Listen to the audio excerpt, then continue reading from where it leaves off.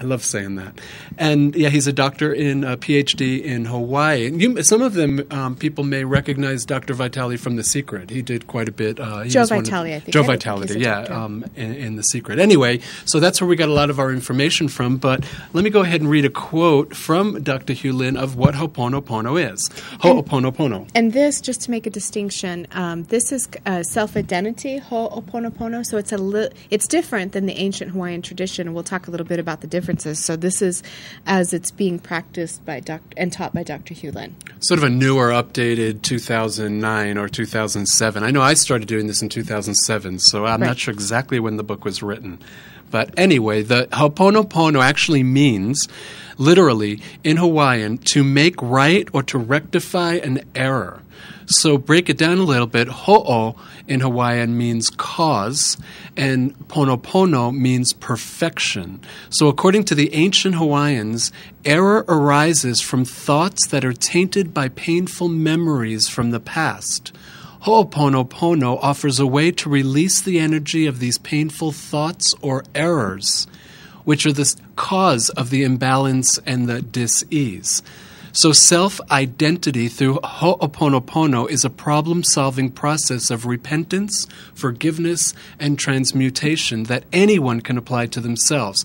It's a process of petitioning or appealing to the divinity within all of us to convert error memories in the subconscious, or in Hawaiian they call it the unihilipili, to zero or to nothing. So problems are simply memories that are replaying. Memories are programs, and they're not just yours, they're shared by all of us. So, yeah, as they say in the book, clean on everything. Clean on terrorism, clean on economy, clean on yourselves, clean on your mates, clean on your relationships, clean on your jobs, clean on your employers, clean on everything. Yeah, so the basic shortcut, or when we say HoOponopono, we say clean on it.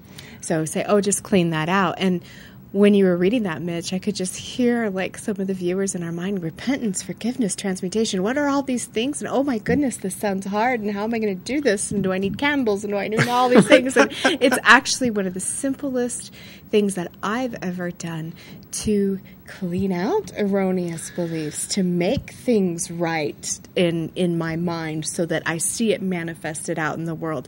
And we're going to tell you actually all about how to do that. And I'm going to leave a little cliffhanger because I wanted to tell some stories first of how using this very simple, extremely simple method has helped some people that we know.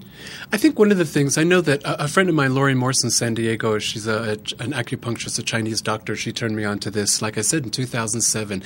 And both of us, we have talked about this. We've been practicing all these different modalities in healing. I mean, she's been in the healing world for like 25 years, same as me.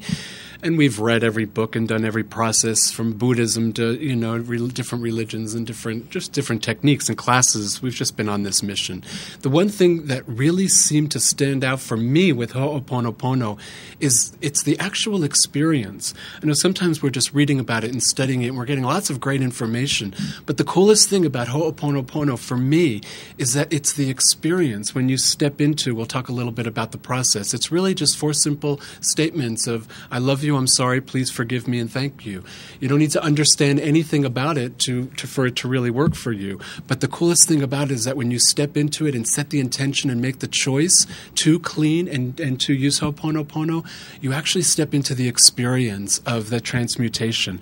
And all transmutation really means, I know it's a big word and it's kind of a little bit scary, but all it really means, transmutation is changing a position or a condition. So you would actually change in a situation like this, you're changing anything that's outside of love, which is any fear that you have, and it could come up as suffering or disease, or it come up worry, doubt, any of that. But you're just changing it from fear and changing it to love, just moving it and changing the condition from fear to love. So it's really that simple, and you get to experience it in your body, and it's fabulous and it's wonderful. And yeah, we'll tell you all about it. So what I love about this, Mitch, is that many times we think of different gurus or saints or leaders or religious figures like Jesus or Amma or Buddha or Krishna.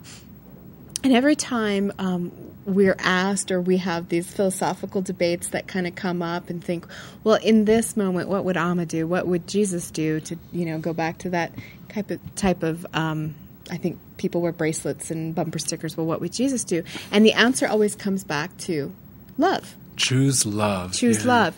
And this method of Ho'oponopono, by cleaning out those memories, those erroneous memories, really does, that's the transmutation. You can really tap into that unconditional love.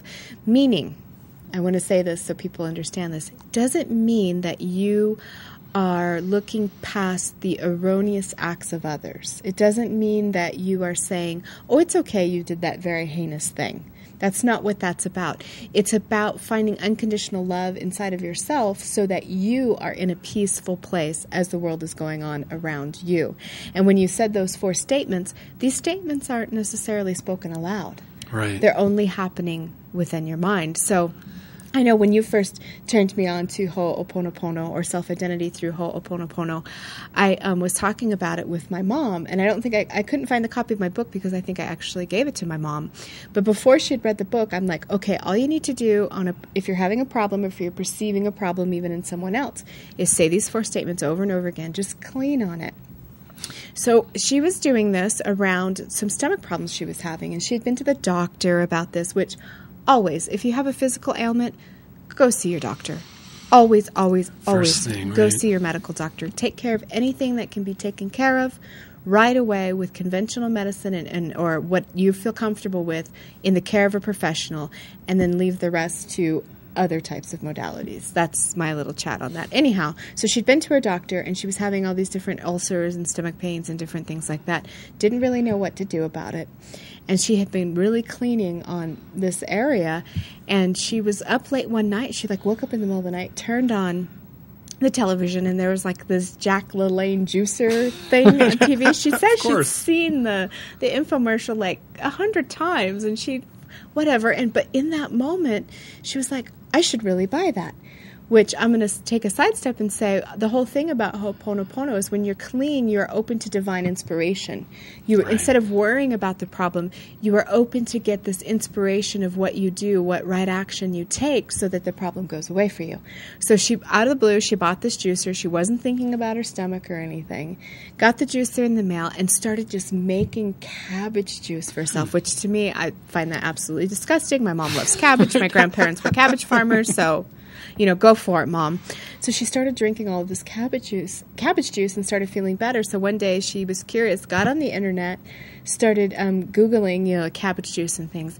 Turns out cabbage juice is a cure for ulcers.